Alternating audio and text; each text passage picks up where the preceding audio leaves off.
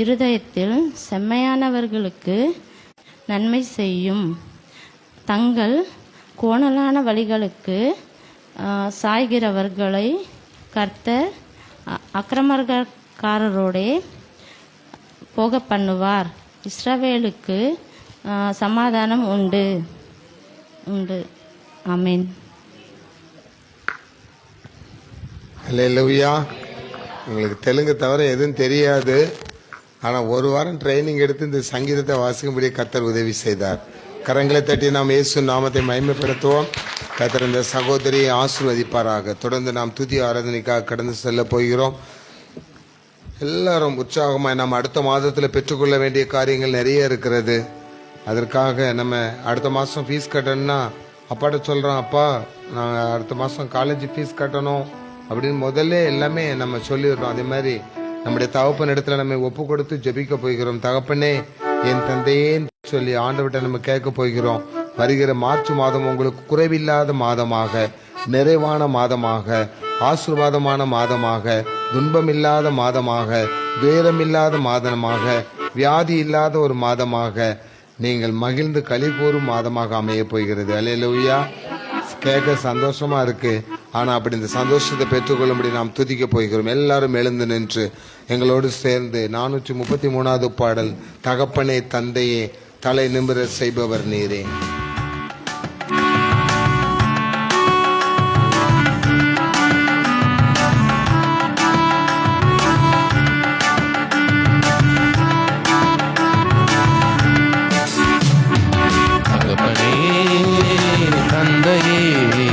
தலை நிமிர செய்பவர் நீரே, தலை நிமிர செய்பவர் நீரே, கேடகம் நீரே, மகிமையும் நீரே, தலை நிமிர செய்பவர் நீரே, கேடகம் நீரே, மகிமையும் நீரே, தலை நிமிர செய்பவர் நீரே, தலை நிமிர செய்பவர் நீரே, தலை நிமிர செய்பவர் நீரே.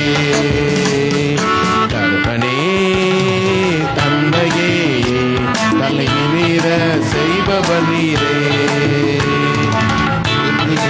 எவ்வளவாய் பெருகிவிட்டன, எரித்தலுவோர் எத்தனை விரும்புவிட்டன, எதிரிகள் எவ்வளவாய் பெருகிவிட்டன, எரித்தலுவோர் எத்தனை விரும்புவிட்டன.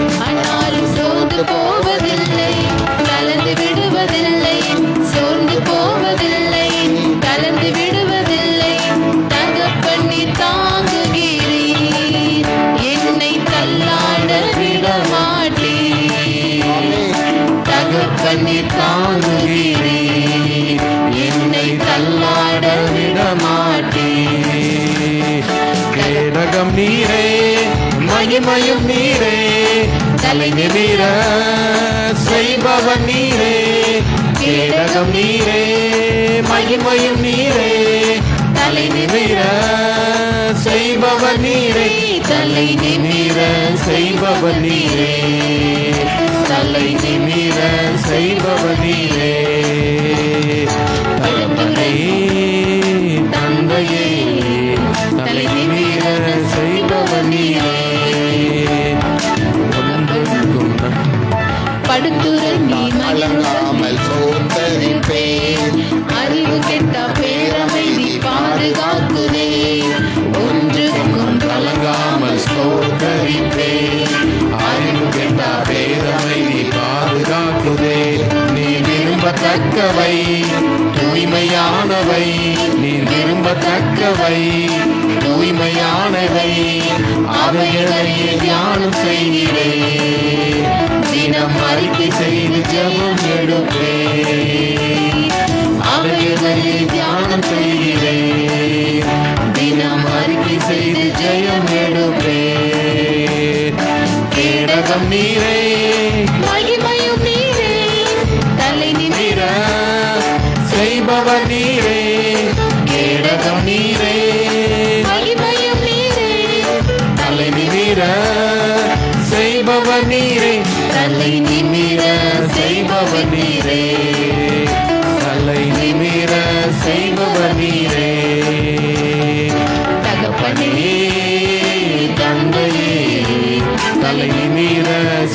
செய்பவர் நீரே.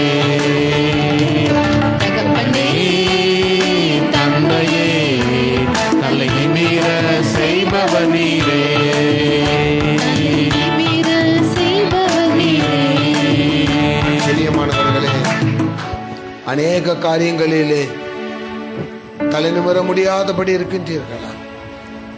சாலையிலே செல்லும் பொழுது, சொந்த பந்தங்கள் வீடுகளுக்கு செல்லும் பொழுது, ஏன் சபைகளுக்கு செல்லும் பொழுது கூட தலை நிமிர்ந்து பேச முடியாதபடி நிறைய பிரச்சனைகள் இருக்கிறதா?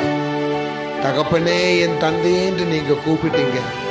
தலை நிமிர செய்கிறவர் நீரே என்று சொன்னீங்க. நீங்க அவரை கண்ணோக்கி பாருங்க, அவரை கண்ணோக்கி பாருங்க. அவரை நம்ம கண்ணோக்கி பார்த்தாச்சுன்னா உண்மையிலே ஆண்டவர் சொல்றாரு, கண்மணி போல் நம்மை காக்கிறவர், கண்ணீரை துடைக்கிறவர். அல்லேலூயா. என்னென்ன காரியங்களெல்லாம் நீங்க கண்ணீர் விடுகிற மாதிரி சம்பவம். இங்க வரும்போது நீட்டா ட்ரெஸ் பண்ணிட்டு அழகா வந்துடுவீங்க சிஸ்டர். ஆனா உங்கள் இதயம் எப்படிப்பட்டது என்பதை ஆண்டவர் மாத்திரம் தான் அறிவார். இப்பொழுது உன் இதயம் துக்கத்தால் நிறைந்திருக்கிறது. அநேக கவலைகள் சூழ்ந்து கொண்டிருக்கிறது.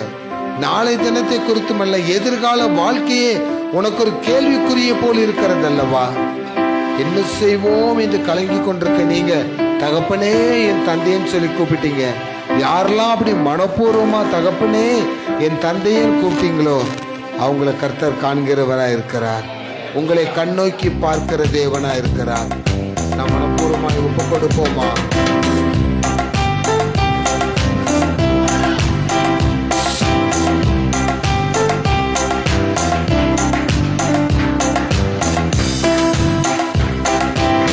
கண்ணோக்கி பார்த்த தேவா, கலக்கங்கள் தீர்த்த தேவா, பாவசேற்றில் வாழ்ந்த என்னை உந்தன் கரம் நீட்டி மீட்ட தேவா. பாவசேற்றில் வாழ்ந்த என்னை உந்தன் கரம் நீட்டி மீட்ட தேவா.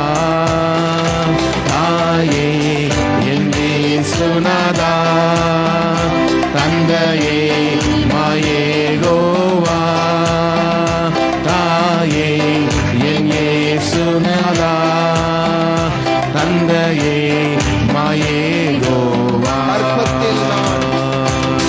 கற்பத்தில் நான் முன்னே என்னை பெயர் சொல்லி அழைத்தவரே, கருவிலே நான் தோன்றும் முன்னே உந்தன் கரங்களில் வரைந்து கொண்டீ. கற்பத்தில் நான் தோன்றும் முன்னே என்னை பெயர் சொல்லி அழைத்தவரே, கருவிலே நான் தோன்றும் முன்னே உந்தன் கரங்களில் வரைந்து கொண்டீ. தாயே என் இயேசுநாதா, தந்தையே மாயேகோவா, தாயே என் இயேசுநாதா, தந்தையே மாயேகோவா. கண்மணி போல் காத்தவரே, கண்ணீரை துடைத்தவரே, எண்ணமெல்லாம் நிறைந்தவரே, இதயத்தை கவர்ந்தவரே. கண்மணி போல் காத்தவரே, கண்ணீரை துடைத்தவரே, எண்ணமெல்லாம் நிறைந்தவரே, இதயத்தை கவர்ந்தவரே. தாயே என் இயேசுநாதா, தந்தையே மாயேகோவா, தாயே என் இயேசுநாதா, தந்தையே மாயேகோவா. கண்ணோக்கி பார்த்த தேவா, கலக்கங்கள் தீர்த்த தேவா, பாவசேற்றில் வாழ்ந்த என்னை உந்தன் கரம் நீட்டி மீட்ட தேவா. பாவசேற்றில் வாழ்ந்த என்னை உந்தன் கரம் நீட்டி மீட்ட தேவா. தாயே என் இயேசுநாதா, தந்தையே மாயேகோவா, தாயே என் இயேசுநாதா, தந்தையே மாயேகோவா. நாம் துதித்துக் கொண்டிருக்கிற ஆண்டவர் ஒரு தாய் போல நம்மை தேற்றுகிறவர், தாய் போல தேற்றி தந்தை போல நம்மை ஆற்றுகிற கடவுள். இன்னைக்கு நமக்கு ஒரு அப்பா இல்லைன்னா, அப்பா கூட விட்டுருங்க, ஒரு அம்மா நமக்கு இல்லைன்னா, ஒரு தாய் நமக்கு இல்லைன்னா பிள்ளைகள் ரொம்ப ஏங்கிடுவாங்கல்ல. அப்பா எப்பவுமே பின்தங்கி தான் இருப்பார், அப்பா எப்பவுமே பின்பக்கமாக தான் இருப்பார். அவர் பின்பக்கமாக நின்னா தான் நீங்கள் முன்பக்கமாக போக முடியும். ஆனால் முன்பக்கம் நம்ம போகும்போது நம்மை தடுக்கி விழுந்து விடாதபடி நம் பாதையை சரிகிறது தாயே தான். ஆண்டவர் சொல்லுகிறார், என் சமூகம் உனக்கு முன்பாக செல்லும், நான் உனக்கு முன்னே சென்று. ஆண்டவர் சொல்லுகிறார், நான் உனக்கு முன்னே சென்று. கர்த்தர் எனக்கு முன்னே செல்கிறவர், அவர் பின்னேர்ந்து காக்கிறவர். அப்போ முன்பக்கம் தாயை போல போகிறவர், பின்பக்கம் தகப்பனை போல் இருந்து பாதுகாக்கிறவர். அல்லேலூயா, அல்லேலூயா. யாரெல்லாம் அதை விசுவாசிக்கிறீங்க சிஸ்டர்? எனக்கு முன்னே செல்கிறவர், என் தாயை போல இருக்கிறவர் என் இயேசு, எனக்கு பின்னே இருந்து என்னை பாதுகாக்கிறவர் என் தகப்பனை போல் இருக்கிறவர் என் இயேசு, என்னை தோள் மீது சுமக்கிறவர் இயேசு, ஆனால் என்னை மார்பில் அணைத்து கொண்டு தாயை போல் அணைக்கிறவர் என்னுடைய இயேசு. அல்லேலூயா, அல்லேலூயா. ஆண்டவரிடத்தில் ஒப்பு கொடுத்து நாம் செய்திக்கு முன்பதாக நாம் இந்த 4 லைனை படிக்க போகிறோம். தாய் போல தேற்றி தந்தை போல ஆற்றி தோள் மீது சுமந்திடும் என் இயேசையா.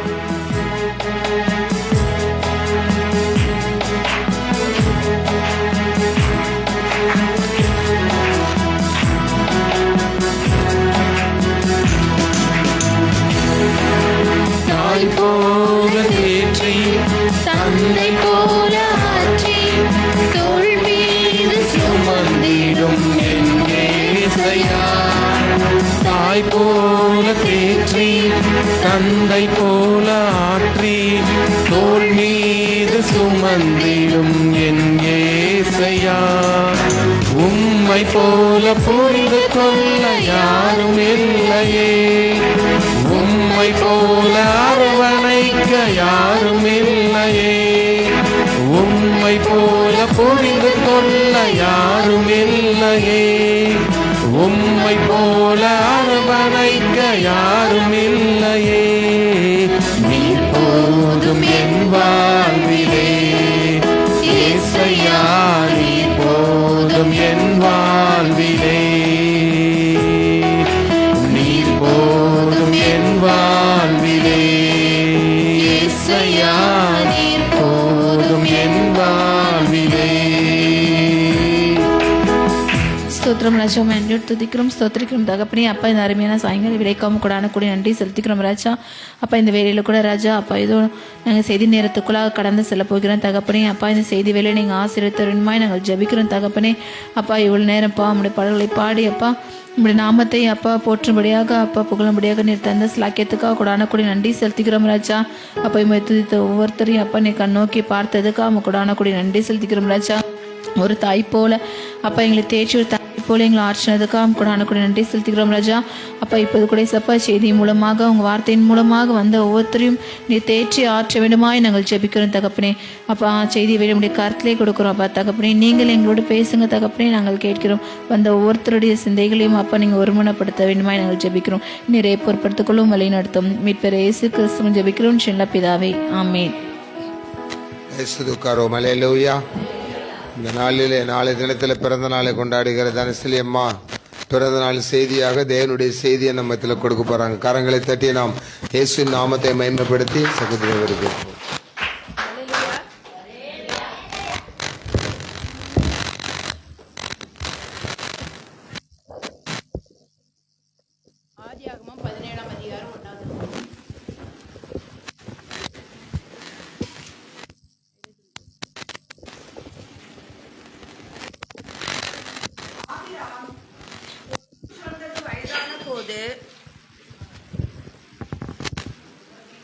17:1 தானே.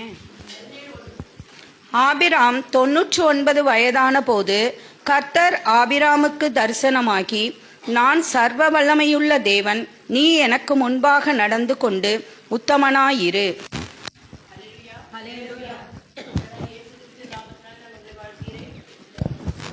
இந்த வேளையிலும் நாம் எடுத்துக்கொண்ட வேதவசனம் ஆதியாகமம் 17:1. இந்த வசனத்தை தேவன் நமக்கு ஆசீர்வதித்து தரும்படியாக இந்த வேளையில் நாம் ஒரு நிமிஷம் தலைகளை தாழ்த்தி ஆண்டவரை நோக்கி பார்ப்போம். நீங்கள் அதிகமாக நேசிக்கிற எங்கள் அன்பின் தகப்பனே, ஆண்டவரே, இந்த மாலை வேளைக்காக நாங்களுமே நன்றியோடு துதிக்கிறோம், ஸ்தோத்தரிக்கிறோம் அப்பா.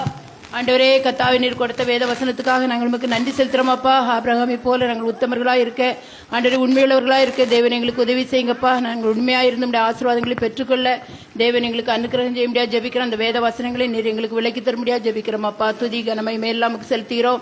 இயேசு கிறிஸ்துவின் மூலம் ஜெபிக்கிறோம் பிதாவே, ஆமென். ஆபிரகாம் 99 வயதா இருக்கும்போது தேவன் அவனை பார்த்து சொன்னாரு, நான் சர்வ வல்லமையுள்ள தேவன், நீ எனக்கு முன்பாக நடந்து கொண்டு உத்தமனாயிரு. நம்முடைய தேவன் எப்படிப்பட்ட தேவனா? சர்வ வல்லமையுள்ள தேவன். அதாவது எல்லா வல்லமையும் அவருக்கு இருக்குது. சுகமாக்குற வல்லமை இருக்கு, ஆசீர்வதிக்கிற வல்லமை இருக்கு, எல்லா விதமான ஆசீர்வாதங்களையும் தருவதற்கு அவர் வல்லமையுள்ளவர், சர்வ வல்லவர்.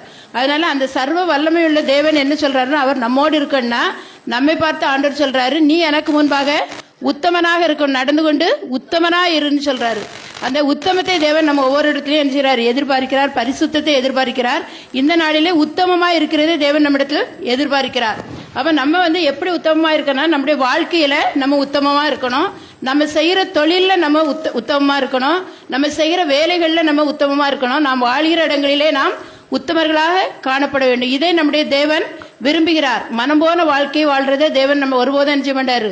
விரும்ப மாட்டார். நம்ம உத்தமர்களாக ஆண்டவருக்கு பிரியமான வாழ்க்கை வாழ்வதற்காக தேவன் நம்மை அழைத்திருக்கிறார். ஆபிரகாமை பார்த்து சொன்னார். எந்த சூழ்நிலையில சொன்னார்னா, ஆபிரகாமை 75வது வயதிலே தேவன் அவரை என்ன செய்தார்? பிரித்தெடுத்து தன்னுடைய தாய் தகப்பனை விட்டு, நான் உனக்கு சொல்கிற இடத்துக்கு நீ போன்னு சொல்லி அவன் என்ன செய்யார்? அழைத்து வந்தார்.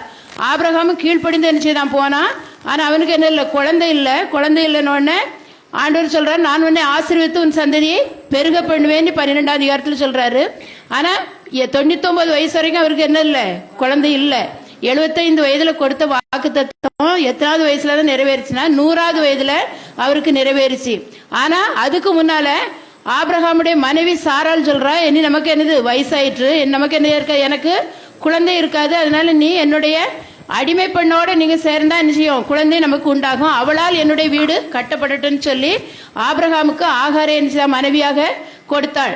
அதன் நிமித்தமாக ஒரு ஆண் குழந்தை பிறந்தது. அவனுக்கு இஸ்மவேல்னு பேரிட்டாங்க. அப்ப இது ஆண்டவருக்கு சித்தமில்லாத மாம்சத்தின்படி பிறந்த ஒரு குழந்தை தான். வாக்குத்தத்தின்படி ஆண்டவர் வாக்கு கொடுத்தார். ஆனா வாக்குத்தத்தம் நிறைவேறும் வரைக்கும் என்ன செய்யல? காத்திருக்கல. சாராளுடைய வார்த்தைக்கு அவன் செவி கொடுத்தான்னு சொல்லியிருக்குது. செவி கொடுத்ததுனால ஆண்டவர் அதுக்கு முன்னால் ஆண்டவர் சொல்றாரு, நான் உன்னை ஆசீர்வதிப்பேன், நான் உனக்கு கேடகமா இருக்கிறேன், நான் உனக்கு பெரிய பலனா இருக்கிறேன்லாம் அவர் என்ன செய்யறாரு? வாக்கு கொடுக்கிறாரு. அப்ப ஆபிரகாம் சொல்றான், எனக்கு என்ன இல்லை? குழந்தை இல்லையே, நீர் இப்படி ஆசீர்வாதங்களெல்லாம் எனக்கு தர்றீங்களே ஆண்டவரே, ஆனா எனக்கு குழந்தை இல்லை. என் வீட்டில் உள்ள வேலைக்காரன் தான் என்ன செய்யறான்? எல்லா காரியங்களையும் அவன் தான் கவனித்துட்டு இருக்கான் அப்படின்னு சொல்லும்போது ஆண்டவர் சொல்றாரு, இவன் உனக்கு சுதந்திரவாளி அல்ல, உன் கற்ப பிறப்பு தான் உனக்கு இது சுதந்திரவாளிங்கிற வாக்கு தத்தத்தை கொடுத்து அவனை வெளியே அழைத்து நினைச்சாரு. வானத்து நட்சத்திரங்களை பார், அது உனக்கு எண்ண முடியுமா? கடற்கரை மணலை பார், அவைகளை உன்னால எண்ண முடியுமா? இவ்வளமாய் உன்னுடைய சந்ததியை நினைச்சு பெருக பண்ணுவேன் அப்படின்னு சொல்லி அவனுக்கு வாக்கு தத்தம் கொடுத்து ஒரு அடையாளத்தையும் கொடுக்கிறாரு. 3 வயது கிடாரி, ஆட்டுக்குட்டி, வெள்ளாட்டுக்கடா, புறா குஞ்சு இதெல்லாம் கொண்டு வந்து என்ன செய்யறாரு? வைக்க சொல்றாரு. அவன் அதெல்லாம் வெட்டி வச்சிருக்கிறான். இரவு நேரம் ஆகும்போது நல்ல இருட்டாயிட்டு, இருட்டான என்ன செய்யற? இவனுக்கு கொஞ்சம் தூக்கம் வந்துருது. ஆனா அந்த நேரத்தில் ஆண்டவர் என்ன செய்யறார்? அக்னியினால என்ன செய்யறார்? பதில் அளிக்கிறார். அக்னி இறங்கி அந்த பலிகளை என்ன செய்து பட்சித்து அவனோடு ஆண்டவர் பேசினார். நான் உன்னை ஆசீர்வதிப்பேன், உன் சந்ததி என்ன பெருக செய்வேன். 400 வருஷம் கழிச்சு, நீங்களே எகிப்தில அடிமைகளா இருந்து 400 வருஷம் கழிச்சு உங்களை என்ன செய்வேன்? மறுபடியும் கானான் தேசத்துக்கு கொண்டு வருவேன். வாக்கு தத்தத்தை தேவன் கொடுக்கிறார். அப்ப அப்படி முகமுகமாய் தேவனை தரிசித்து அந்த அடையாளங்களை பெற்ற ஆபிரகாம் தன்னுடைய மனைவியின் சொல்லுக்கு என்ன செய்தான்? கீழ்ப்படிந்தான். அவை செவி கொடுத்திருக்க கூடாது. என்ன சொல்லலாம்? சொல்லியிருக்கலாம், எனக்கு ஆண்டவர் நினைச்சிருக்காரு, வாக்கு கொடுத்திருக்காரு, எனக்கு தரிசனமாயிருக்காரு, இந்த மாதிரிலாம் ஆண்டவர் எனக்கு செய்திருக்கிறாரு, அதனால நிச்சயமா நமக்கு ஒரு குழந்தை இருக்கும்னு சொல்லாம ஆண்டவருடைய வார்த்தைக்கு கீழ்ப்படியாம சாராளுடைய வார்த்தைக்கு என்ன செய்தான்? கீழ்ப்படிஞ்சான். அதனால என்ன செய்ச்சு? ஒரு துஷ்ட வம்சம் என்ன செய்ச்சு? உலகத்துல உருவாகிச்சு. அப்ப அந்த இஸ்மவேல் பிறக்கும் போது ஆபிரகாமுக்கு 16வது அதிகாரத்துல கடைசி வசனத்தை சொல்லியிருக்கு. அவன் பிறக்கும்போது ஆபிரகாமுக்கு 86 வயசு. ஆனா இந்த 17வது அதிகாரத்துல சொல்லும் போது ஆபிரகாம் எத்தனை வயசா இருந்தானா? 99 வயசு. அப்ப அந்த 86 வயசுல இருந்து 99 வயசு வரைக்கும் ஆண்டவர் ஆபிரகாமோட பேசல. ஏன்னா அவருடைய வார்த்தைக்கு அவன் கீழ்ப்படியாதனால அவர் என்ன செய்யல, பேசல. இருந்தாலும் நம்முடைய ஆண்டவர் இரக்கமுள்ள தேவன், கைவிடாத தேவன்கிறதுனால அவர் மறுபடியும் என்ன செய்தார், வந்து ஆண்டவர் ஆபிரகாமோட பேசுறார். நீ இவ்வளவு என்ன செய்த, உத்தமத்துல நீ உறுதியா இருக்கல, ஆனா இனி நீ என்ன செய், உத்தமமா இரு, உன் உத்தமத்துல நீ உறுதியா இரு, நான் உன்னை ஆசீர்வதித்து உன் சந்ததி என்ன செய்வேன், பெருக பண்ணுவேன், உற்பத்தி காலத்திடத்துல உனக்கு ஒரு குமாரன் இருப்பான் அப்படின்னு சொல்லி ஆசீர்வதிக்கிறார். அதே மாதிரி எனது 100வது வயதுல அவனுக்கு என்ன ஒரு குழந்தை பிறந்துச்சு. அப்ப இதுல இருந்து நமக்கு என்ன தெரியுதுன்னா, ஆண்டவர் வாக்கு கொடுத்த வாக்கு தத்தத்தை எத்தனை வருஷம் ஆனாலும் அதை நிச்சயமாக அவர் என்ன செய்வார், நிறைவேற்றுவார். ஒருவேளை நமக்கு அதை நம்புவதற்கு ஏதும் இல்லாத ஒரு காரணமா இருக்கலாம், சூழ்நிலைகளை பார்க்கும்போது இது எப்படி நடக்கும்னு இருக்கலாம். ஆனாலும் தேவன் சொன்ன வார்த்தையை அவர் என்ன செய்ய மாட்டார், ஒருபோதும் அவர் கைவிட மாட்டார். அவர் கண்டிப்பா அவர் சொன்ன வார்த்தையை அவர் நிறைவேற்ற வல்லமை உள்ளவர். ஏன்னா நம்முடைய தேவன் சர்வ வல்லவர். அதனால அவர் வந்து என்ன செய்வார், அந்த வார்த்தையை நிச்சயமாக நிறைவேற்றுவார். சங்கீதம் 84:11 படிங்க. சங்கீதம் 84:11.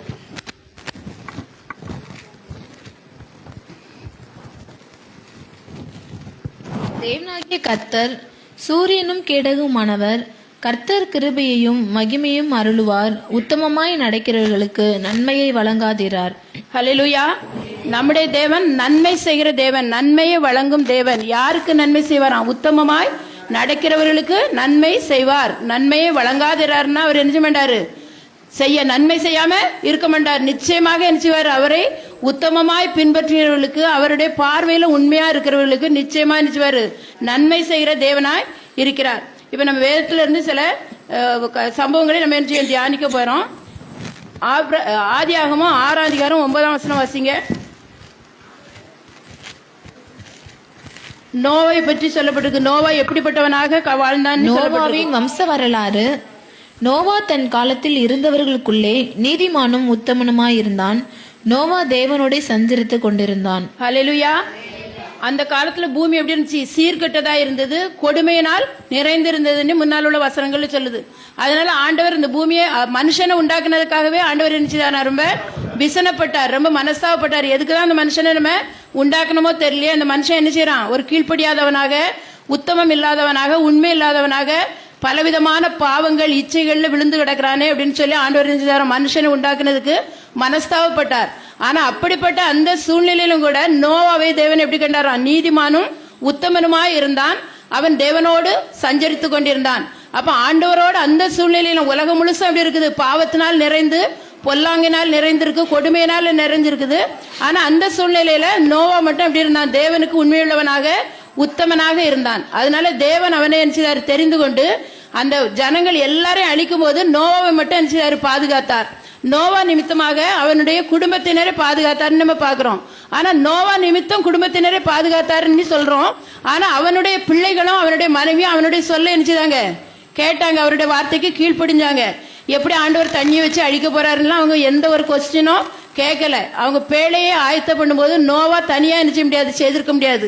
அப்ப அவனுடைய குடும்பத்தினரும் அவனுக்கு என்ன செய்திருக்காங்க, உதவி செய்தாங்க. மற்றவர்களுடைய உதவியும் வேலைக்கு ஆள் வச்சு செய்திருப்பான். ஒரு பெரிய பேழையை உண்டாக்குனான். ஏன்னா ஒரு வருஷத்துக்கு மேல என்ன செய்தாங்க, இவங்க 8 பேர் இருந்தாங்க. அது போக எல்லா விதமான மிருக ஜீவன்கள், பறவைகள், ஊரும் பிராணிகள் எல்லாத்தையும் வந்து என்ன செய்தான் ஆண்டவர் சேர்க்க சொன்னார். அதே மாதிரி எல்லாம் அந்த பேழைக்குள்ள வந்துச்சு. அது மாத்திரமல்ல, அந்த அதுக்கு தேவையான எல்லா ஆகாரங்களையும் என்ன செய்தாரு, சேகரித்து வைக்க சொன்னாரு. அதே மாதிரி நோவா என்ன செய்தாரு, சேகரித்து வைத்தார். அப்ப நோவா நீதிமானா இருந்தான். அவனுடைய குடும்பத்தினர் அவனுடைய வார்த்தைக்கு என்ன செய்தாங்க, கீழ்ப்படிஞ்சாங்க. அதனாலதான் அவனுடைய குடும்பம் என்ன செய்ச்சு, பாதுகாக்கப்பட்டுச்சு. இப்ப லோத்துடைய வாழ்க்கையில் நம்ம எடுத்தோம்னா, லோத்து வந்து நீதிமானா இருந்தான். அப்பமா என்ன செய்ச்சு, சோதம் குமரா பட்டணம் ரொம்ப பொல்லாங்கான பட்டணமா இருந்துச்சு, பாவத்துல இருந்துச்சு. அதனால தேவன் அவர்களையும் என்ன செய்தார், அழிக்க போறேன்னு சொன்னாரு, அக்னியினால் அழிக்க போறேன்னாரு. அப்ப நோவாவை மட்டும், நோவா நீதிமானா இருந்தன, அந்த ஜனங்கள் செய்யற பொல்லாப்பெல்லாம் பார்த்து என்ன செய்தானா, இருதயத்தில் பாதிக்கப்பட்டான்னு சொல்லியிருக்கு. அப்ப அந்த ஜனங்கள் இவ்வளவு முரட்டாட்டம் பிடிச்சவங்களா இருக்காங்களேன்னு வேதனைப்பட்டான். அதனால தேவன் அவனை என்ன செய்தார், அந்த அழிவு நின்று பாதுகாக்கிறதுக்காக அவன் குடும்பத்தை என்ன செய்தாரு, பாதுகாத்தார்.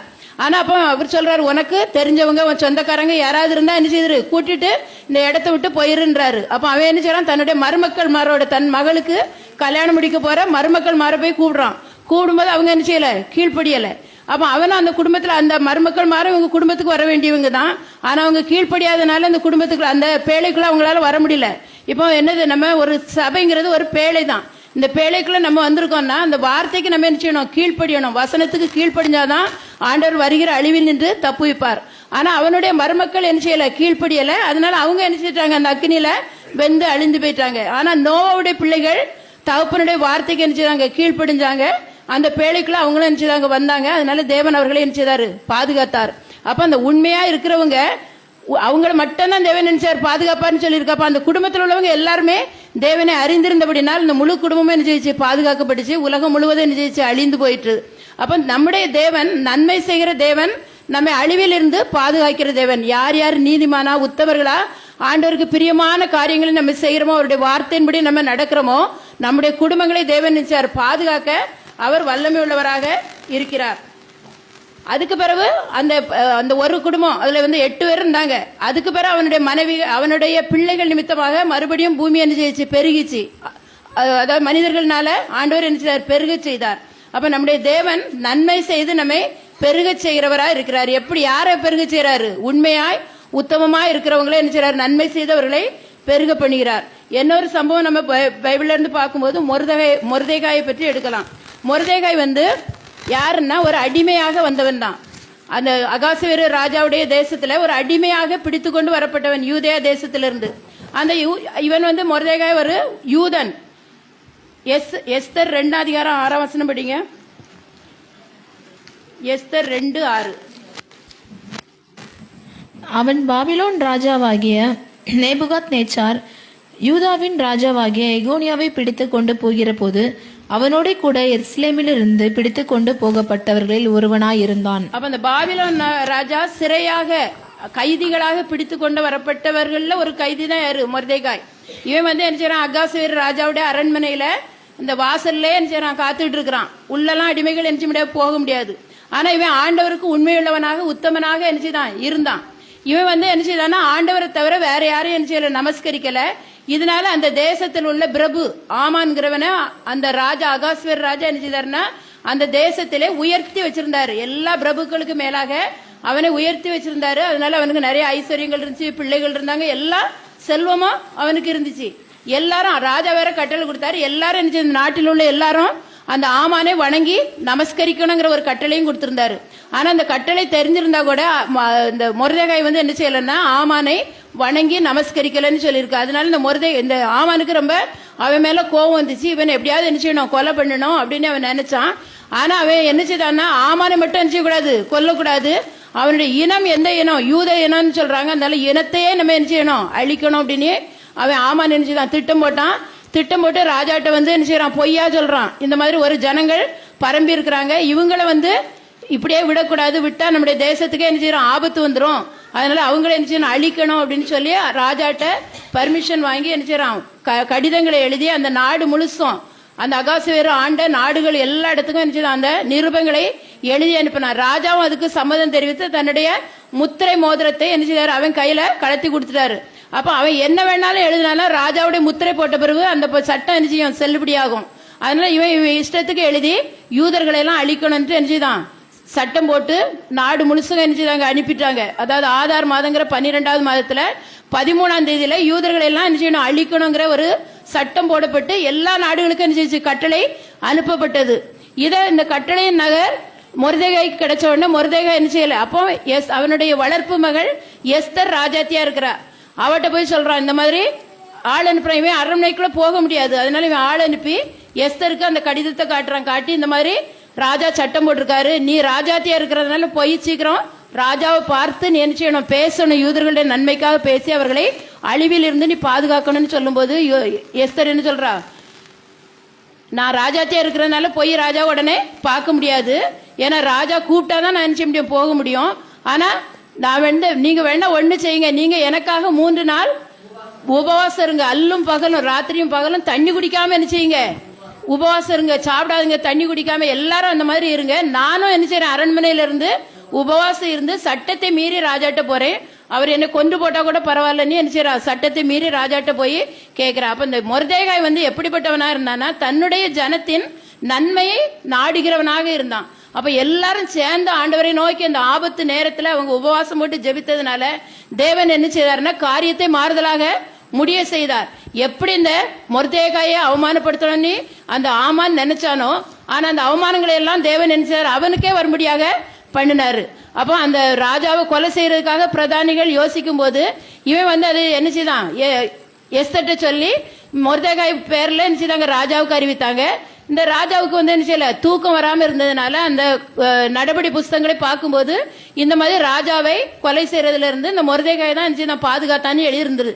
இதை பார்த்த உடனே ராஜா செய்தாரு, இவருக்கு எந்த ஒரு சன்மானமும் எந்த ஒரு கிஃப்டும் கொடுக்கல, அதனால என்ன செய்யணும், அவருக்கு கொடுக்கணும் அப்படிங்கறதுக்காக ஆமான்ட்டு கேட்கிறாங்க. ராஜா கனம் பண்ண விரும்புகிற மனுஷனுக்கு என்ன செய்யணும் அப்படின்னு கேட்ட உடனே ஆமான் ரொம்ப பெருமையா நினைச்சிட்டான், ராஜா இந்த ராஜ்யத்துல தன்னை தவிர யாரையும் நினைச்ச மாட்டாரு, கனப்படுத்த மாட்டாரு அப்படின்னு நினைச்சிட்டு என்ன சொல்றான்னா, ராஜா ஏறுகிற அந்த குதிரை வரணும், ராஜா உடுக்கிற வஸ்திரம் வேணும், அவர் ராஜா சிரசுல அடிக்கிற முடி வேணும், இப்படி எல்லாமே ராஜா மாதிரி என்ன செய்யணும், அவனை அலங்கரித்து நகரம் முழுசும் அவன் என்ன செய்யணும், ஊர்வலமா கொண்டு வரணும். அதுவும் ஒரு முக்கியமான பிரதானியுடைய கையில தான் அதை கொடுத்து ராஜா கனம் பண்ண விரும்புகிற மனுஷனுக்கு இப்படியே செய்யப்பட வேண்டும் என்ன செய்யணும், தெரு தெருவா சொல்லிட்டு போனோம்னு சொல்றாரு. அப்ப இதை யார் செய்யறா, மொர்தேகாய்க்கு ஆமான் செய்யறான். ஆமான் இப்ப என்ன கேட்க வந்திருக்கான்னா, மொர்தேகாயை தூக்கு மரத்துல தொங்க போடணுங்கிறதுக்காக வந்திருக்கிறான். ஆனா ஆண்டவர் என்ன செய்தாருன்னா, இந்த ஜெபத்தின் மூலமாக உபவாசத்தின் மூலமாக இந்த காரியங்களையே என்ன செய்தாருன்னா மாறுதலாய் முடிய பண்ணினார். உடனே இவனுக்கு என்ன செய்தான், இப்படியே கொண்டு அந்த மொர்தேகாயை அலங்கரிச்சு குதிரை மேல ஏத்தி அந்த ஊர் முழுசும் அலங்கரிச்சு நகர்வலம் கொண்டு இறக்கி விட்ட உடனே இவனுக்கு ரொம்ப என்ன செய்ச்சு, வெக்கமா இருந்திருக்கும். ஏன்னா இவன் என்ன செய்தான், ஒரு பெரிய அந்த ராஜ்யத்திலே ஒரு பெரிய பிரபுவா இருந்தான். இப்ப என்ன செய்தான், ஒரு அரண்மனை வாசல்ல இருக்கிற அந்த மொர்தேகாயை இப்படி அலங்கரிச்சு இப்படி அவனுக்கு சொல்ல வேண்டியது இருக்குதே என்று அவனுக்கு என்ன செய்ச்சு, ரொம்ப சஞ்சலமாயிற்று. அப்ப அங்க போய் என்ன செய்தான், வீட்டுக்கு போறான். இந்த நேரத்துல எஸ்தர் என்ன செய்யறான்னா, இவன் ஒரு விருந்து வச்சிருக்கேன், அதுல ராஜாவும் மொர்தேகாயும் வரணும்னு கூப்பிடுறா. உடனே இவங்க என்ன செய்யறான், இவனும் போறான். போய் அதுக்கப்புறம் கடைசியில என்ன செய்யறாங்கன்னா, எஸ்தர் சொல்லிடுறா, அதாவது யூதர்களை அழிக்கிறதுக்காக மொர்தேகாய் இந்த மாதிரி ஆமான் இந்த மாதிரி திட்டம் போட்டிருக்கான் அப்படின்னு சொன்ன உடனே இதனால என்ன செய்யணும், யூதர்கள்லாம் அழிக்கப்படும் போது எஸ்தரும் யூத குலத்துல உள்ளவதான், ராஜாத்தியும் யூத குலத்தை சேர்ந்தவள், அதனால அவளும் அழிக்கப்படணும் அப்படின்னு சொன்ன உடனே ராஜாவுக்கு ரொம்ப கோபமாகி என்ன செய்யறாருன்னா, அவன் செய்த தூக்கு மரத்திலே அவன் என்ன செய்யறாங்க, கொலை பண்றாங்க, தூக்கி போடுறாங்க. அப்ப நம்ம ஆண்டவருடைய பிள்ளைகளுக்கு விரோதமாக யார் யாரு சதி செய்து அவங்களை கொலை பண்ணணும்னு நினைச்சாலும் ஆண்டவர் நமக்காக என்ன செய்வார், யுத்தம் பண்ணுவார். இப்போ இவன் தன்னுடைய நன்மைக்காக அவன் போய் கேட்கல, யூதர்களுடைய நன்மையை நாடி ராஜாட்ட போய் என்ன கேட்க சொன்னா, இவங்க கர்த்தரை நோக்கி என்ன ஜெபம் பண்ணாங்க. ஆண்டவர் அந்த காரியங்கள் எல்லாம் மாறுதலாக முடிய செய்து எந்த நாள்ல யூதர்களை கொலை பண்ணணும்னு அந்த ராஜா ஆமான் திட்டம் போட்டானோ அதே நாள்ல என்ன யூதர் காரியம் மாறுதலாய் முடிந்ததுனால இப்போ மொர்தேகாயும் எஸ்தர் எல்லாரும் சேர்ந்து திரும்ப நிருபங்களை எழுதி யூதர்கள் எல்லாம் சேர்ந்து என்ன செய்யணும், மற்ற ஜாதிகளை கொலை செய்யணுங்கிற ஒரு திட்டத்தை என்ன செய்தாங்க, ஒரு சட்டத்தை போட்டு நாடு முழுசா அனுப்புனாங்க. அப்ப மொர்தேகாய் ஆமானுடைய கையில இருந்த முத்திரை மோதிரத்தை அவன் கையில இருந்து இப்ப யார் கைக்கு வந்துட்டு, மொர்தேகாய் கைக்கு வந்துட்டு. அப்ப இப்ப மொர்தேகாய் எப்படி இருக்கான்னா, ஒரு ராஜா மாதிரி ராஜ வஸ்திரம் தரித்து ஒரு நல்ல ஒரு நிலைமையில இருக்கிறான். அவன் எப்படிப்பட்டவன் சொல்லியிருக்குன்னா, எஸ்தர் 10வது அதிகாரம் 3வது வசனம் வாசிங்க. யூதனாகிய மொர்தேகாய் ராஜாவாகிய அகேஸ்வேருவுக்கு இரண்டாவதானவனும் யூதருக்குள் பெரியவனும் தன் திரளான சகோதரருக்கு பிரியமானவனுமாய் இருந்ததும் அன்றி தன் ஜனங்களுடைய நன்மையை நாடி தன் குலத்தாருக்கெல்லாம் சமாதானம் உண்டாக பேசுகிறவனுமாயிருந்தான். ஹல்லேலூயா. மொர்தேகாயை பற்றி சொல்லியிருக்கு, தன்னுடைய ஜனங்களுடைய நன்மையை நாடுகிறவன், குலத்தாருக்காக என்ன பேசுகிறவனாக, சமாதானம் உண்டாக பேசுகிறவனாக காணப்பட்டான். அப்போ ஒரு நல்ல ஒரு சிறந்த குணம். இப்ப நம்முடைய நாட்டுல நம்ம இப்ப பார்த்தோம்னா இதே சூழ்நிலை தான் இருக்கு. நம்ம ஆரம்பத்துல முதல் ஜெப குறிப்பு ஜெபிச்சோம். சத்தீஸ்கர் மாநிலத்துல கிறிஸ்தவர்களை என்ன செய்யணும், மார்ச் 1ஆம் தேதி கொலை பண்ணணும், அவங்களை அவமானப்படுத்தணும்னு என்ன செய்யிருக்காங்க, ஒரு சிலர் சபதம் போட்டு அதுக்காக என்ன செய்தாங்க, முயற்சி பண்ணிட்டு இருக்காங்க போலீஸ் அதிகாரிகளுடைய அனுமதியோடு. ஆனா நம்மெல்லாம் சேர்ந்து ஜெபித்தோம்னா நிச்சயமாக அந்த காரியத்தை தேவன் அவர் மாறுதலாக முடிய செய்வார். அன்னைக்கு யூதர்களை அழிக்கணும்னு சட்டம் போடப்பட்ட போது யூதர்கள்லாம் சேர்ந்து என்ன செய்தாங்க, ஒன்று சேர்ந்து ஜெபித்தாங்க. இன்னைக்கு கிறிஸ்தவர்களை கொலை செய்யணும்னு சட்டம் போடப்பட்டாலும் கூட நம்ம கிறிஸ்தவர்களாகிய நம்ம எல்லாம் ஒன்று சேர்ந்து அவர்களுக்காக நம்ம பாரப்பட்டு திறப்பில் நின்று ஜெபிக்கும் போது கர்த்தர் நிச்சயமாக ஒரு மாறுதலை மார்ச் 1ஆம் தேதி செய்வார். அந்த காரியம் நடக்காதபடி தேவன் நினைச்சுவார், மாற்றுவார். யார் இதுக்கு முயற்சி பண்ணி அதுக்கு தலைவனா நிற்கிறானோ அவனே தேவன் நினைச்சு மாற்ற முடியும். இல்லைன்னா ஆமானை போல அழிக்கப்படவும் முடியும். ஆமான் செய்த தவறுக்கு ஆமான் மட்டும் அழிஞ்சு போகல. ஆமானுடைய 10 குமாரர்களே நினைச்சுதாங்க கொலை பண்ணி அவங்களே நினைச்சுதாங்க தூக்கு மரத்துல தொங்க விட்டாங்க. அப்ப நம்முடைய ஆண்டவர் பெரியவர், நமக்காக வரைஞ்சுவார், யுத்தம் பண்ணுகிற தேவன். அப்ப அவருடைய பிள்ளைகள் உண்மையா யாரெல்லாம் அவருக்காக நம்ம வாழ்றோமோ, உண்மையாய் உத்தமமா இருக்கிறோமோ, நமக்காக நம் தேவன் யுத்தம் பண்ணி காரியங்களை எல்லாம் என்ன செய்வார், மாறுதலாய் முடிய செய்வார். அதனால அந்த யார் நமக்கு தீங்கு செய்யணும்னு நினைக்கிறாங்களோ அந்த தீங்கு அவர்களுக்கே என்ன செய்வார், வர பண்ணுவார். யோசபாத்துடைய அடுத்தது பார்க்கும்போது கர்த்தர் வந்து என்ன செய்யறாருன்னா நன்மை செய்கிறார். அவருடைய பிள்ளைகளுக்கு அவர் நன்மை செய்கிறார், உத்தமமாய் நடக்கிறவர்களுக்கு நன்மை செய்கிறார். அப்புறம் உத்தமர்களுக்கு கர்த்தர் எப்படி இருக்கிறாராம், துணையா இருக்கிறாராம். 2 நாளாகவும் 19-11 வாசிங்க. உத்தமர்களுக்கு கர்த்தர் துணையா இருக்கிறார். 2 நாளாகவும் 19 அதிகாரம் 11 வசனம்.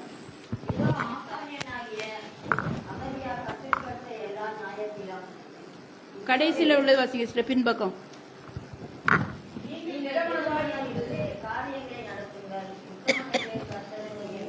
ஹல்லேலூயா. யோசபாத் சொல்றான், நீங்க திடமனதா இருந்து காரியத்தை நடத்துங்கள், உத்தமர்களுக்கு கர்த்தர் துணை. அப்ப இன்னைக்கு நமக்கு ஒருவேளை எதிராக என்ன செய்யலாம், மற்றவர்கள் எல்லாம் எழும்பினா கூட நம்ம என்ன செய்யணும், தைரியமா இருந்து திடமனதா இருந்து நம்ம வேலை என்னது, காரியத்தை நடத்துறதுல என்ன வேலை, ஜெபிக்கிற வேலை. ஜெபிக்கும் போது கர்த்தர் என்ன செய்வாராம், உத்தமர்களுக்கு கர்த்தர் துணையா இருப்பார். இந்த யோசபாத்துடைய சம்பவம் எல்லாருக்குமே தெரிஞ்சதுதான். யோசபாத்துக்கு விரோதமாக 3 ராஜாக்கள் என்ன செய்தாங்க, எழும்பினாங்க. ஆனா அந்த யோசபாத் எப்படிப்பட்டவனா, கர்த்தருக்கு முன்பாக உத்தமனா இருந்தான். உத்தமர்களுக்கு கர்த்தர் துணை என்பதை அவன் அறிந்திருந்தான். அவன் வந்து உண்மையுள்ளவனாக ஆண்டவரை தேடுறவனாக இருந்தபடினால கர்த்தர் அந்த 3 ராஜாக்கள் வரும்போது அவன் என்ன செய்தானா, அவன் மற்றவர்களுடைய உதவியை நாடல, தன்னுடைய படபலத்தையும் அவன் என்ன செய்யல, நம்பாம அவன் என்ன செய்தான்னா ஆண்டவருடைய சமூகத்துல, ஆண்டவருடைய ஆலயத்துல வந்து அவன் என்ன செய்தான், உபவாசிக்கிறதுக்காக அந்த நாட்டு ஜனங்களை எல்லாம் யூதேயா தேசத்துல எல்லாம் உபவாசம் கூறி எல்லாரையும் என்ன செய்தான், சபைக்கு வரவழைச்சான், ஆலயத்துக்கு வரவழைச்சு அங்கிருந்து என்ன செய்தாங்க, எல்லாம் ஜெபம் பண்ணாங்கன்னு சொல்லியிருக்கோம். அப்ப நமக்கு ஒரு துன்பங்கள் கஷ்டங்கள் வரும்போது நம்ம வந்து மற்றவர்களையோ மற்ற உதவியோ மனிதர்களையோ இல்ல உறவினர்களையோ தேடி போகாம நம்ம வர வேண்டிய இடம் என்னது, கர்த்தருடைய ஆலயம். அங்க வந்து ஆண்டவர்கிட்ட நம்முடைய காரியங்களை சொல்லி நம்ம ஜெபிக்கும் போது தேவன் நமக்காக என்ன செய்வார், யுத்தம் பண்ணுவார். அன்றைக்கு யோசபாத் அப்படிதான், ஆண்டவரே எங்களுக்கு என்ன செய்ய முடியல, பலன் இல்ல, இப்ப 3 ராஜாக்கள் எங்களுக்கு விரோதமா வராங்க, நாங்க தனியா ஒண்ணுமே செய்ய முடியாது, எங்க கண்கள் உண்மையே நோக்கி கொண்டிருக்கிற நீ தான் எங்களுக்கு என்ன செய்யணும், உதவி செய்யணும். நீ மன்றாடு. நாங்க எல்லாரும் அந்த மூப்பர்கள் சின்ன பிள்ளைங்க எல்லாரும் கர்த்தருடைய ஆலயத்துல வந்து என்ன செய்வாங்க, மன்றாடுனாங்க.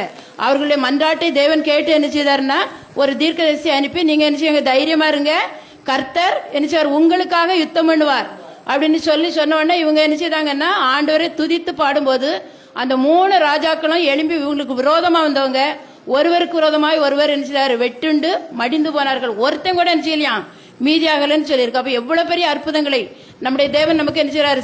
ஏன்னா அவர் சர்வ வல்லமையுள்ள தேவன். அவருக்கு முன்பாக நம்ம என்ன எதிர்த்து யாரும் நிற்க முடியாது. அதனால அதே மாதிரி அவனுக்கு விரோதமாக வந்த 3 ராஜாக்களும் அந்த படை முழுசா நினைச்சது அழிக்கப்பட்டுச்சு. அவங்களோட உடைமைகள் எல்லாம் இவங்க நினைச்சாங்க கொள்ளையிட்டாங்கன்னு சொல்லப்பட்டிருக்குது.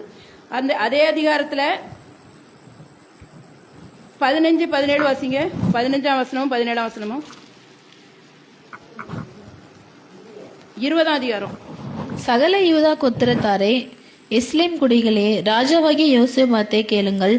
நீங்கள் அந்த ஏராளமான கூட்டத்திற்கு பயப்படாமலும் கலங்காமலும் இருங்கள் என்று கர்த்தர் உங்களுக்கு சொல்லுகிறார். இந்த யுத்தம் உங்களுடையதல்ல, தேவனுடையது. போதுமா? அடுத்து 29ஆம் வசனம் வாசி. கர்த்தர் இஸ்ரவேலின் சத்துருக்களோடு யுத்தம் பண்ணினார் என்று கேள்விப்பட்ட அந்தந்த தேசத்து ராஜ்யத்தார் மேல் தேவனால் உண்டான பயங்கரம் வந்தது. ஹல்லேலூயா. அப்ப கர்த்தர் என்ன செய்யறாருன்னா அவருடைய பிள்ளைகளுக்காக உண்மையா உத்தமமா யார் இருக்கிறாங்களோ அவங்களுக்காக கர்த்தர் என்ன செய்றாரு, யுத்தம் பண்ணுகிறார். அப்ப யோசபாத்துடைய காலத்துல கர்த்தர் அவங்களுக்காக யுத்தம் பண்ணாரு.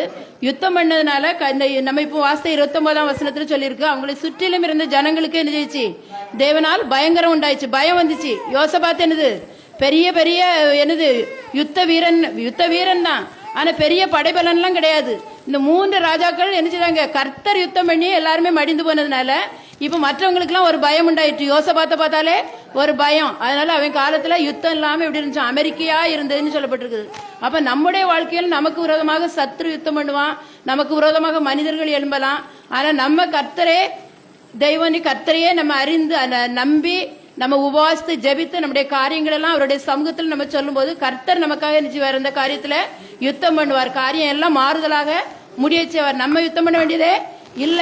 நீங்க சும்மா இருங்க, கர்த்தர் உங்களுக்காக யுத்தம் பண்ணுவார். அன்னைக்கு இஸ்ரவேல் ஜனங்கள் எகிப்துல இருந்து கானான் தேசத்துக்கு போகும்போது அப்படிதான் செங்கடல் தடையா வந்துச்சு. ஆனா ஆண்டவர் யுத்தம் செய்து நினைச்சாரு, செங்கடலை பிளந்து தன்னுடைய ஜனங்களை நினைச்சாரு, சுகபத்திரமாய் கொண்டு சேர்த்தாரு. அப்படிப்பட்ட சர்வ வல்லமையுள்ள தேவன் இன்னைக்கு நமக்கும் இருக்கிறார். அதே தேவனை தான் நம்ம நினைக்கிறோம், இன்னைக்கு ஆராதிக்கிறோம். அப்ப அந்த தேவன் நம்ம ஆராதிக்கிற நம்ம எந்த சூழ்நிலை வந்தாலும், ஒருவேளை இந்த சூழ்நிலைகளை பார்க்கும்போது இதுல இருந்து நம்ம தப்புவோமா அப்படிங்கிற ஒரு சூழ்நிலைகள் இருக்கலாம். ஆனா நம்முடைய தேவனை நம்ம சார்ந்து கொள்ளும் போது தேவன் நமக்காக நினைச்சவர் எல்லா காரியங்களையும் மாறுதலாக தேவன் முடிய செய்வார். ஆனா அவருடைய சமூகத்தில் நம்ம இருக்கணும்னா உண்மையுள்ளவர்களாக நம்ம இருக்கணும். அனனியா சப்ராளுடைய சம்பவம் எல்லாருக்குமே தெரியும். அவங்களும் நினைச்சாங்க, ஆண்டவரை ஏற்றுக்கொண்டாங்க. எல்லாரும் காணியாட்சியை விற்று அப்போஸ்தலருடைய பாதத்தில் வைக்கும்போது இவங்களும் நினைச்சாங்க, வித்தாங்க. ஆனா முழுசு நினைச்சல வைக்கல, ஒரு பகுதியை வஞ்சித்து வைத்து மற்றதை கொண்டு நினைச்சாங்க அப்போஸ்தலர் பாதத்தில் வச்சாங்க. ஆனா அப்போ ஆண்டவருக்கு தெரியும் அவங்க வஞ்சித்து வச்சது. அதனால அந்த அப்போஸ்தலர்கள் கேட்கறாங்க, நிலத்தை இவ்வளவுக்கு தானா வித்தீங்கும் போது ஆமானி போய் சொல்லும் போது அந்த அப்போஸ்தலர் பேதுரு என்ன சொல்றாருன்னா, பரிசுத்தாவியை சோதிப்பதற்கு நீங்கள் ஒருமனப்பட்டது என்ன, நீங்க தேவனிடத்துல செஞ்சீங்க, பொய் சொல்றீங்க அப்படின்னு சொல்லி அவ்வளவுதான் சொன்னாரு. நீங்க செத்து போங்க, நீங்க அப்படி போங்கன்னு எதுவுமே சொல்லல. இந்த வார்த்தை பேதுருடைய வாயிலிருந்து வந்த உடனே அவங்க என்ன செய்றாங்க, கீழே விழுந்து செத்து போனாங்கன்னு சொல்லிருக்கு. அப்ப நம்ம அதுக்காக இருக்கிறதெல்லாம் கொண்டு ஆண்டவர் கொடுக்கணும்னு ஆண்டவர் கேட்கல. நம்ம என்ன செய்யணும், அவர் உண்மையா இருந்திருக்கணும். அவர் வச்சிருந்திருக்கலாம், வித்தது கூட தனக்கே முழுசும் வச்சிருக்கலாம். ஆனா கர்த்தருடைய சமூகத்துல போய் சொன்னதுதான் தப்பு. அப்படி போய் இவ்வளவுதான் வித்தன்னா என்ன செய்திருக்கலாம், இல்ல நாங்க கொஞ்சம் வச்சிருக்கோம், கொஞ்சத்தை உங்களுக்கு காணிக்கையா கொண்டு வந்திருக்கோம்னா ஒண்ணும் இல்ல. ஆனா அவங்க என்ன செய்வாங்க, ஆமா இவ்வளவுக்கு தான் வித்தோம் அப்படின்னு போய் சொன்னதுனால பரிசுத்த ஆவியானவர் எல்லாமே அவருக்கு தெரியும், அவருடைய பிள்ளைகளுக்கு வெளிப்படுத்துவார். சொன்னதுனால அவங்க என்ன செய்வாங்க, விழுந்து செத்து போனாங்கன்னு இருக்குது. அப்ப இதை பயமுறுத்துறதுக்காக இதுக்காக நான் சொல்லல. ஆனா கர்த்தருடைய சமூகத்தில் நம்ம எப்படி இருக்கணும், உண்மையுள்ளவர்களாக இருக்கணும். பொய் சொல்றது நமக்கு என்ன கூட வரக்கூடாது. தேவன் வெறுக்கிற ஒரு காரியம் பொய் சொல்லிடுறவங்களும் எங்க போக முடியாதுன்னு போட்டிருக்கு. பரலோக ராஜ்யத்துல போகாதவங்க லிஸ்ட்ல பொய்யர்கள் தான் முதலாவது இருக்குது. அதனால பொய் ஆண்டவர் வெறுக்கிற காரியம். உத்தமமாய் உண்மையாய் நடக்கிறது அவருக்கு பிரியமான காரியம். அப்ப இந்த பொய்கள் நம்ம இடத்துல இருந்தா கூட அதை விட்டுட்டு கர்த்தருக்கு முன்பாக நம்ம உண்மையுள்ளவர்களாக உத்தமர்களாக இருக்கும்போது கர்த்தர் நம்மை உயர்த்த வல்லவராக இருக்கிறார். ஏன்னா அவர் சர்வ வல்லமையுள்ள தேவன்.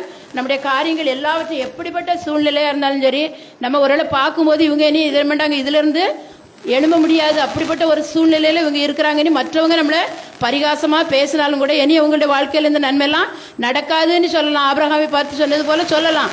ஆனாலும் தேவன் வாக்குத்தத்தம் பண்ணினதை நிறைவேற்ற வல்லமை உள்ளவர். அவர் சொல்லி செய்யாம இருக்க மாட்டார். ஏன்னா அவர் மனுஷன் கிடையாது, அவர் சர்வ வல்லமையுள்ள தேவன்.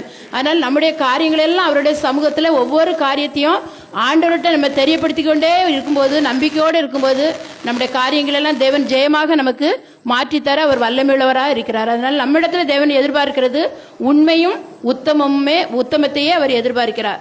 நம்ம ஜெபிக்கும்படியாக நம்ம எழுந்திருப்போம். ஆண்டவரிடத்தில் நம்மை நாமே ஒப்பு கொடுப்போம். நம்மிடத்தில் இருக்கிற குறைகள் பாவங்களை, ஆண்டவரே இப்படிப்பட்ட காரியங்கள் எங்களிடத்தில் காணப்பட்டால் நீங்க தயவாக எங்களுடைய பாவங்களை மன்னிங்க ஏசப்பா, எங்களை பரிசுத்தப்படுத்துங்க. எங்களை கர்த்தாவே ராஜா உமக்கு முன்பாக உத்தமர்களாக மாற்றுங்க ராஜா.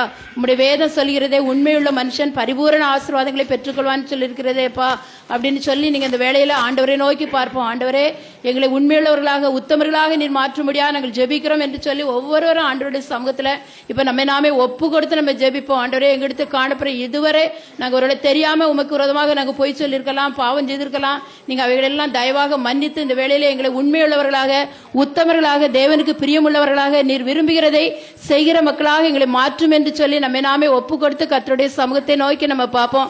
அப்படின்னா தேவன் இந்த நேரத்தில் நம்ம ஒவ்வொருவரையும் உயர்த்த அவர் வல்லமையுள்ளவராக இருக்கிறார். ஏன்னா நம்முடைய தேவன் நம்மை ஆசீர்வதிப்பதான் அவருக்கு பிரியம். இஸ்ரவேலை ஆசீர்வதிப்பதே கர்த்தருக்கு பிரியம்னு சொல்லியிருக்கு. அதனால ஒவ்வொருவரையும் ஆசீர்வதிக்கவே தேவன் விரும்புகிறார். ஆனா நம்ம என்ன செய்யணும், ஆசீர்வாதத்தை பெற்றுக்கொள்ள தகுதியான பாத்திரங்களாக நம்ம இருக்கணும். நம்மிடத்தில் எதிர்பார்க்கிற இந்த உண்மையும் உத்தமமும் நம்மிடத்தில் காணப்படும் போது தேவன் நமக்காக எல்லா காரியத்திலும் அவரே செயல்பட்டு அவரே நமக்காக யுத்தம் பண்ணி எல்லா காரியத்திலும் அவர் நமக்கு ஜெயத்தையும் வெற்றியையும் ஒரு பெரிய உயர்வையும் தர அவர் வல்லவராக இருக்கிறார். எங்களை அதிகமாக நேசிக்கிற எங்கள் அன்பின் தகப்பனே, ஆண்டவர் இந்த மாலை வேளைக்காக நாங்கள் நன்றியோடு துதிக்கிறோம், ஸ்தோத்தரிக்கிறோம் அப்பா. ஆண்டவரே ஸ்தோத்திரம் அப்பா. நீர் கர்த்தாவே ஆபிரகாமை பார்த்து சொன்னது போல, நான் சர்வ வல்லமையுள்ள தேவன், நீ எனக்கு முன்பாக நடந்து கொண்டு உத்தமனாய் இருந்து சொன்னது போல கர்த்தாவே, இப்ப எங்க ஒவ்வொருவரையும் பார்த்து நீங்க சொல்றீங்கப்பா, உமக்கு முன்பாக நாங்கள் உத்தமமாய் நடக்க வேண்டும் என்று நீ விரும்புகிறீரப்பா. அந்த உண்மையும் உத்தமம் எங்கள் ஒவ்வொரு இடத்திலும் காணப்பட நீர் உதவி செய்ய முடியாது ஜெபிக்கிறோம் அப்பா.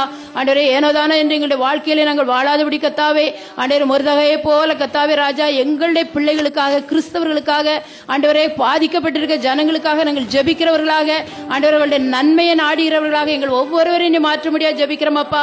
நாங்கள் எங்களுடைய கர்த்தாவே ராஜா, ஆண்டவரே சகோதர சகோதரிகளை கர்த்தாவே அப்பா, நாங்கள் நேசிக்கும் போது, அவர்களுக்காக நாங்கள் ஜெபிக்கும் போது தகப்பனே, ஆண்டவரே கர்த்தாவே மொர்தெகாயை உயர்த்தின தேவன் கர்த்தாவே, அரண்மனை வாசலில் இருந்த மொர்தெகாய் இப்பொழுது அரண்மனைக்குள்ளே போனாப்பா. அப்படிப்பட்ட ஒரு அதிசயத்தை நீர் எங்கள் ஒவ்வொருடைய வாழ்க்கையில் நீர் செய்ய வல்லவராய் இருக்கிறீர் கர்த்தாவே. அதற்காக நாங்களுமே நன்றியோடு துதிக்கிறோம், ஸ்தோத்தரிக்கிறோம் அப்பா. ஆண்டவரே எங்களுடைய ஜனங்களின் நன்மையை நாங்கள் நாடுகிறவர்களாக, எங்களுடைய கர்த்தாவே கிறிஸ்தவ குலத்துக்காக நாங்கள் ஜெபிக்கிறவர்களாக, ஆண்டவரே எங்கள் ஒவ்வொருவருக்கும் நீர் ஒரு பாரத்தை தரும்படியாக நாங்கள் ஜெபிக்கிறோம் கர்த்தாவே.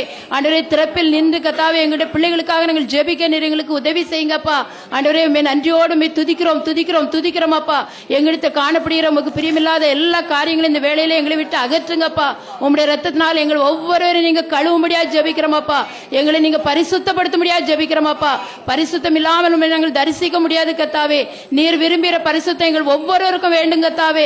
எல்லாத்திலும் நாங்கள் பரிசுத்தமா இருக்கணும் ராஜா. எங்களுடைய பேச்சில, எங்களுடைய நடக்கையில், எங்களுடைய செய்கைகள் எல்லாம் கர்த்தாவே ராஜா, ஆண்டவரே நாங்கள் சாட்சியுள்ளவர்களாக, பரிசுத்தம் உள்ளவர்களாக இருந்து உம்முடைய நாமத்தை நாங்கள் மகிமைப்படுத்தியவர்களாக எங்களை நீ மாற்ற முடியாது நாங்கள் ஜெபிக்கிறோம் கர்த்தாவே. ஆண்டவரே உத்தமமாய் நடந்து உம்முடைய ஆசீர்வாதங்களை, நன்மைகளை நாங்கள் பெற்றுக்கொள்ளணும் ராஜா. நீர் எங்களுக்கு துணையா இருக்க முடியாது நாங்கள் ஜெபிக்கிறோம் கர்த்தாவே. ஒவ்வொரு காரியத்திலும் செல்லும் போதும் கர்த்தாவே, தொழில் செய்யும் போதும், வீட்டிலும் கர்த்தாவே ராஜா, எல்லா இடங்களிலும் கர்த்தாவே நீர் எங்களுக்கு துணையா இருப்பதனால் நாங்களுமே நன்றியோடு ஸ்தோத்தரிக்கிறோம் கர்த்தாவே. வந்த ஒவ்வொருவரையும் நீங்க ஆசீர்வதிங்க ராஜா. உம்முடைய ஆசீர்வாதத்தினால் வந்த ஒவ்வொருவரையும் நீங்க நிரப்ப முடியாது ஜெபிக்கிறோம் அப்பா. என்னென்ன விண்ணப்பங்களை, வேண்டுதல்களை உடைய சமூகத்தில் இப்பொழுது கர்த்தாவே ஏறெடுத்துக் கொண்டிருக்கிறார்களோ அப்பா, அவருடைய இருதயங்களை எல்லாம் நீர் அறிந்திருக்கிற தேவன் கர்த்தாவே. ஆண்டவரே அவர்களுக்கு கர்த்தாவே ராஜா இருதய விருப்பங்கள் எல்லாவற்றையும் நீ நிறைவேற்ற முடியாது ஜெபிக்கிறோம் கர்த்தாவே. கர்த்தரிடத்தில் மனமகிழ்ச்சியாயிரு, அப்பொழுது அவர் உன் இருதயத்தின் வேண்டுதல்களை உனக்கு அருள் செய்வார் என்ற வார்த்தையின்படி கர்த்தாவே, நாங்கள் உம்மிடத்தில் மனமகிழ்ச்சியாயிருந்து எங்களுடைய இருதயத்தின் வேண்டுதல்கள், வாஞ்சைகள் எல்லாம் நிறைவேற்றப்படும்படியாக நாங்கள் ஜெபிக்கிறோம் கர்த்தாவே. அப்பா சுயனமாக இருக்கிற ஒவ்வொருக்காவோட நாங்கள் ஜெபிக்கிறோம் கர்த்தாவே. நல்ல சுகபலன் ஆரோக்கியத்தை நீங்க கொடுங்க ராஜா. கஷ்டத்தில் இருக்கிற மக்களுக்காக நாங்கள் ஜெபிக்கிறோம் கர்த்தாவே. ஆண்டவரே கடன் பிரச்சனையில் இருக்கிறவர்களுக்காக நாங்கள் ஜெபிக்கிறோம் கர்த்தாவே. கடன் பிரச்சனையிலிருந்து ஒவ்வொருவரும் நீங்க விடுவிக்க முடியாது ஜெபிக்கிறோம் கர்த்தாவே. குறைகளோடு இருக்கிற பிள்ளைகளுக்காக நாங்கள் ஜெபிக்கிறோம் அப்பா. குறைவுகள் எல்லாம் நிறைவாக்கிற தேவன் கர்த்தாவே. ஒவ்வொரு குடும்பத்திலும் கர்த்தாவே நீர் பிரவேசிக்க முடியாது நாங்கள் ஜெபிக்கிறோம் கர்த்தாவே. உமக்கு நன்றி செலுத்துறோம் அப்பா. ஆண்டவரே இதுவரைக்கும் நீர் எங்களோடு இருந்ததுக்காக நாங்கள் உமக்கு நன்றி செலுத்துறோம். துதி கனமை எல்லாம் உமக்கு செலுத்துகிறோம். இயேசு கிறிஸ்துவின் மூலம் ஜெபிக்கிறோம் பிதாவே, ஆமென். எல்லாரும் சேர்ந்து சொல்லுவோமா? என் ஆத்துமாவே கர்த்தரை சோத்திரி, என் முழுவதுமே பரிசுத்த நாமத்தை சோத்திரி. என் ஆத்துமாவே கர்த்தரை சோத்திரி, கர்த்தர் செய்த சகல உபகாரங்களை மறவாதே. ஆமேன், ஆமேன், ஆமேன்.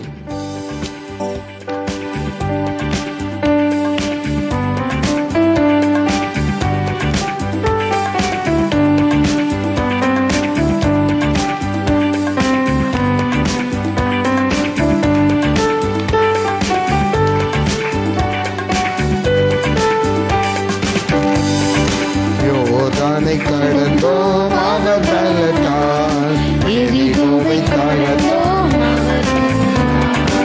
இயேசுவின் நாமத்தில் ஜெயம் எடுத்து என்றென்றுமாய் வாழ்வோம். ஆத்துமமே என் முழு உள்ளமே உன் அற்புத தேவனையோ சரி பொங்கிடுவே என் உள்ளத்திலே பேரன்பின் பெருவெல்லமே. அல்லேலூயா பொங்கிடுவே என் உள்ளத்திலே பேரன்பின் பெருவெல்லமே. அல்லேலூயா, அல்லேலூயா. கர்த்தர் உங்களை ஆசீர்வதிப்பாராக. வருகிற வியாழக்கிழமை இரவு முழு இரவு ஜெபம் ராத்திரி 10 மணிக்கு ஆரம்பமாகும். கலந்து கொள்கிறோம்.